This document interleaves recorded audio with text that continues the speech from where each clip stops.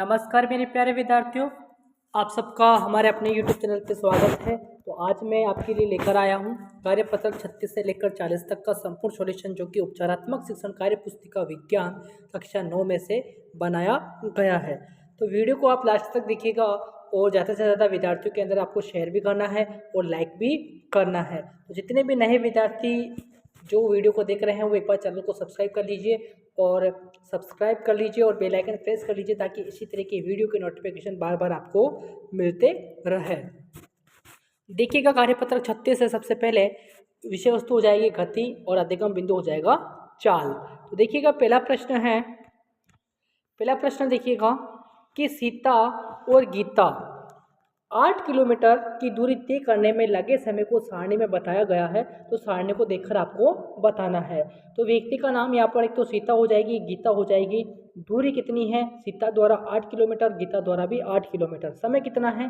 सीता ने 8 किलोमीटर दूरी जो है 1 घंटे में पूरी की थी और गीता ने 8 किलोमीटर की दूरी जो है 2 घंटे में पूरी की थी। तो प्रश्न क्या कह रहा है कि 8 किलोमीटर की दूरी तय करने में लगे समय को सारणी में बताया गया है। तो सारणी को देखकर आपको बताना है। तो इसके अकॉर्डिंग प्रश्न देखिएगा। इसके अकॉर्डिंग पहला प्रश्न है कि सीता और गीता में से कौन जल्दी जल्दी चला, अर्थात किसकी चाल अधिक है? तो सीता जल्दी चली, सीता की चाल अधिक यहाँ पर होगी, क्योंकि वो 1 घंटे में 8 किलोमीटर की दूरी तय यहाँ पर कर रही है। कितनी दूरी तय कर रही है?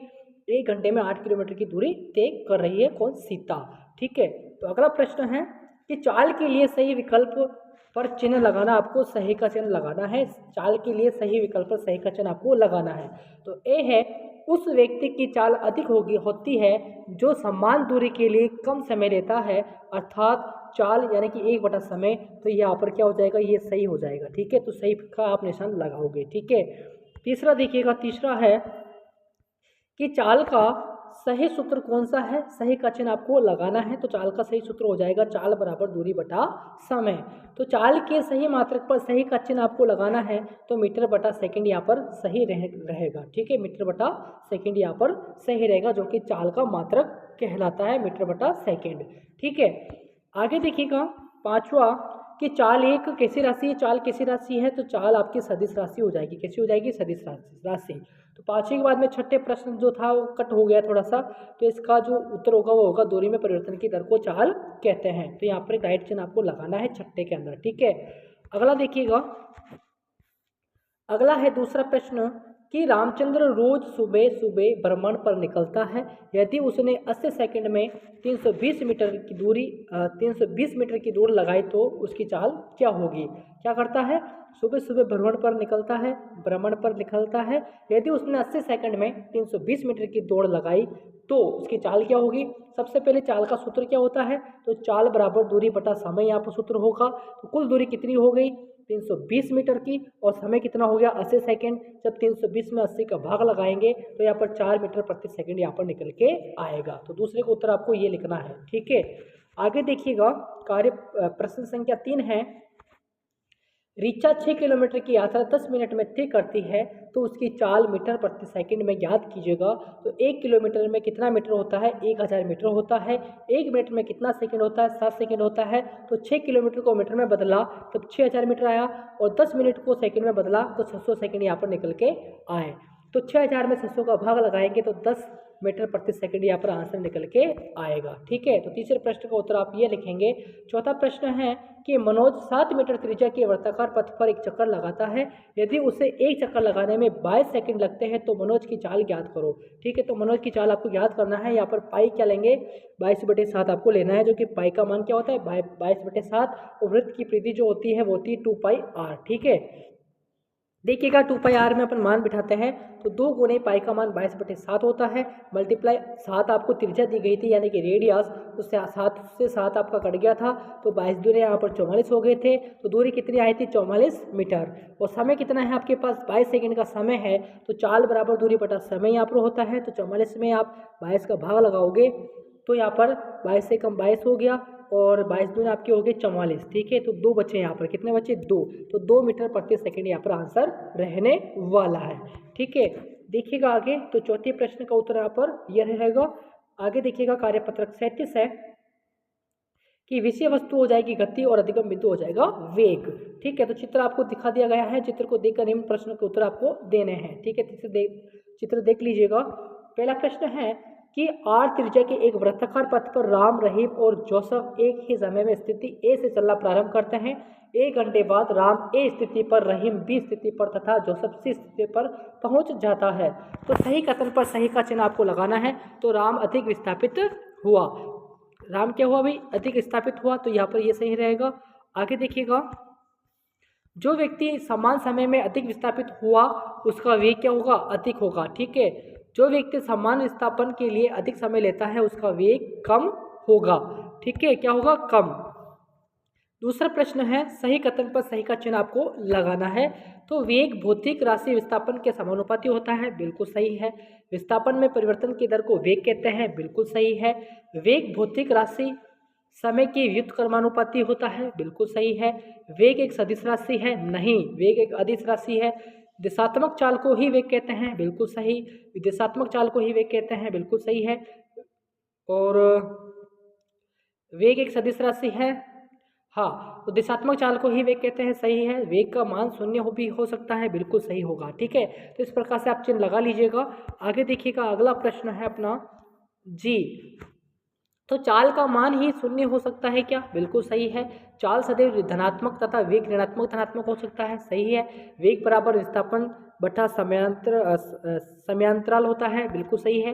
वेग का मात्रक क्या होता है, मीटर बटा सेकंड होता है, क्या, बिल्कुल सही होगा यहाँ पर। ठीक है, तो देखिएगा प्रश्न संख्या 3 है। प्रश्न संख्या 3 है कि ऋतु अपने घर ए से मित्र के घर बी जाती है।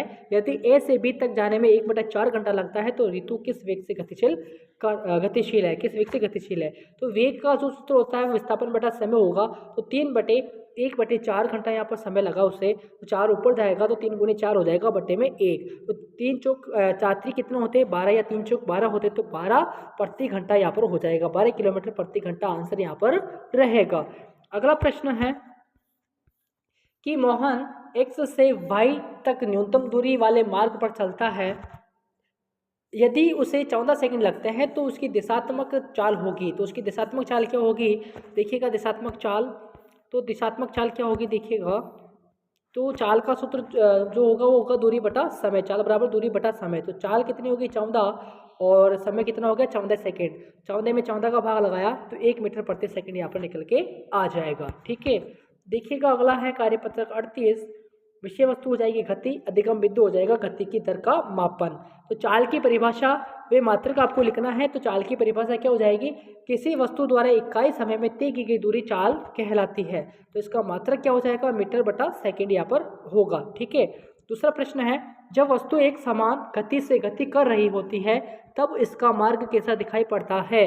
ठीक है, तो इसका मार्ग जो दिखाई देता है वो एक समान दिखाई देता है। कैसा दिखाई देता है, एक समान। ठीक है, तो तीसरा प्रश्न देखिएगा। तीसरा प्रश्न है, त्वरण किसे कहते हैं, सूत्र व मात्रक भी लिखिए। तो किसी वस्तु की वेग में परिवर्तन की दर को त्वरण कहते हैं। ठीक है,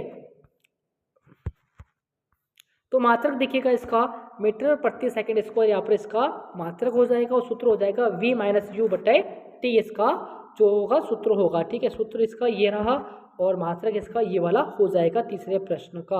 और त्वरण किसे कहते हैं, किसी वस्तु की वेग में परिवर्तन की दर को त्वरण कहा जाता है। चौथा प्रश्न है कि एक बस 16 किलोमीटर की दूरी 15 मिनट में तथा 20 किलोमीटर की दूरी 1 घंटे में तय करती है तो बस की औसत चाल क्या होगी। देखिएगा इसका उत्तर नीचे दिया गया है, ये रहा इसका उत्तर। तो कुल दूरी होगी 16 + 20 यानी 36 किलोमीटर। तो किलोमीटर को मीटर में बदलेंगे तो 36,000 मीटर यहाँ पर आ जाएगा। कुल समय 15 + 60 यानी कि 75 मिनट हो जाएंगे। इसको सेकंड में बदलेंगे तो 60 से गुना करना होगा तो 4500 सेकंड यहाँ पर हो जाएंगे। तो चाल क्या हो जाएगी, दूरी बटा समय, तो 36,000 बटा 4500। जब इसको काटा अपन ने तो अपना 8 मीटर प्रति सेकंड निकल के आया। कितना निकल के आया, 8 मीटर प्रति सेकंड यहाँ पर निकल के आ गया। तो इस प्रकार से इसका उत्तर होगा। ठीक है, देखिएगा इसका उत्तर, चौथे प्रश्न का उत्तर यह रहा यहाँ पर। अगला देखिएगा, अगला प्रश्न है 5वां कि चाल एवं वेग में अंतर बताइएगा। तो चाल अदिश राशि है, वेग सदिश राशि होती है। तो चाल में केवल परिमाण होता है, वेग में परिमाण व दिशा दोनों ही होते हैं। ठीक है। छठा प्रश्न है, राम विरामावस्था से अपनी गाड़ी शुरू करता है और 30 सेकंड में 5 मिनट सेकंड -1 का वेग प्राप्त कर लेता है। तो गाड़ी का त्वरण आपको ज्ञात करना है। तो त्वरण का सूत्र क्या होगा, v माइनस यू बटे टी होगा। ठीक है। तो u का तो v क्या है आपका 5 है और माइनस यू क्या है 0 बटे में टी का मतलब समय होता है, तो 30 सेकंड का समय लगा। तो 5/30 यानी कि 5 एकम 5 और 5 अंक 30, तो 1/6 मीटर सेकंड स्क्वायर यहाँ पर आंसर निकल के आएगा। ठीक है। देखिएगा अगला प्रश्न, अगला कार्यपत्र के 39 अधिगम बिंदु हो जाएंगे इसके। ग्राफीय विधि से गति के समीकरण और विषय वस्तु हो जाएगा गति। तो पहला प्रश्न है, किसी वस्तु के एक समान और असमान गति के लिए समय दूरी ग्राफ की प्रकृति कैसी होती है। तो किसी वस्तु के एक समान गति के लिए समय दूरी ग्राफ एक सरल प्राप्त होती है, जबकि असमान गति के लिए समय दूरी ग्राफ एक सरल रेखा प्राप्त नहीं होती है, तो ग्राफ किसी वक्र के रूप में प्राप्त होता है। ठीक है। तो पहले प्रश्न का उत्तर ये रहेगा, आप लिख लीजिएगा। अगला देखिएगा, प्रश्न संख्या 2 है कि वेग समय ग्राफ के नीचे के क्षेत्र में मापी गई राशि क्या होती है। ठीक है। तो वस्तु के विस्थापन के परिमाण के बराबर होती है। ठीक है। प्रश्न संख्या 3 देखिएगा, एक समान चाल एवं असमान चाल से गतिमान वस्तु के लिए दूरी समय ग्राफ आरेखित करें। देखिएगा इसका ग्राफ जो है ये रहा, यहाँ पर इस प्रकार से आप बना लीजिएगा। ठीक है। समान गति हेतु ग्राफ और असमान गति हेतु ग्राफ। ठीक है। तो इसका उत्तर ये रहने वाला है। प्रश्न संख्या 3 का उत्तर यहाँ पर है, ये रहा। तो इस प्रकार से आपको ग्राफ बनाना है। ठीक है। अगला देखिएगा कार्यपत्रक 40 है, बल तथा गति के नियम, अधिगम बिंदु, बल की प्रारंभिक अवधारणा। तो पहला प्रश्न है इसके अकॉर्डिंग कि सारणी में वस्तु की गति के कुछ उदाहरण दिए गए हैं, तो प्रत्येक दशा में धक्का देना खींचना के रूप में पहचान करके आपको बताना है। तो पहला है कि मेज पर रखी पुस्तक को गतिशील बनाना, तो धक्का देना हो जाएगा। दरवाजे को खोलना या बंद करना खींचना हो जाएगा। कुएं से पानी की बाल्टी को खींचना, तो खींचना हो जाएगा। लदी हुई बैलगाड़ी को चलाना, तो धक्का देना हो जाएगा। किसी मेज की दरार को खोलना, तो खींचना यहाँ पर हो जाएगा। ठीक है। दूसरा प्रश्न देखिएगा, रिक्त स्थानों की पूर्ति आपको करना है, तो रिक्त स्थान की पूर्ति कीजिएगा। तो पहला है, किसी वस्तु पर लगने वाले धक्के या खिंचाव को बल कहते हैं। क्या कहते हैं? बल।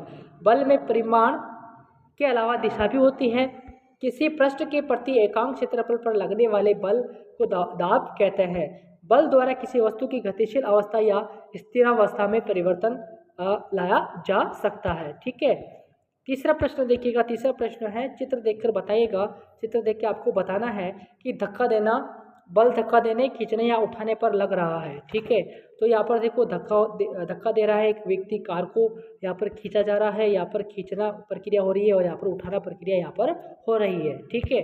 तो ये था अपना अंतिम कार्यपत्र 40 के साथ में अपना वीडियो समाप्त होता है। तो उम्मीद करता हूँ वीडियो जरूर पसंद आई होगी। तो जल्दी से वीडियो को लाइक कर दीजिए और ज़्यादा से ज़्यादा विद्यार्थियों में आपको शेयर भी करना है और लाइक करना है। साथ ही चैनल को सब्सक्राइब जरूर करें, सब्सक्राइब करना ना भूलें।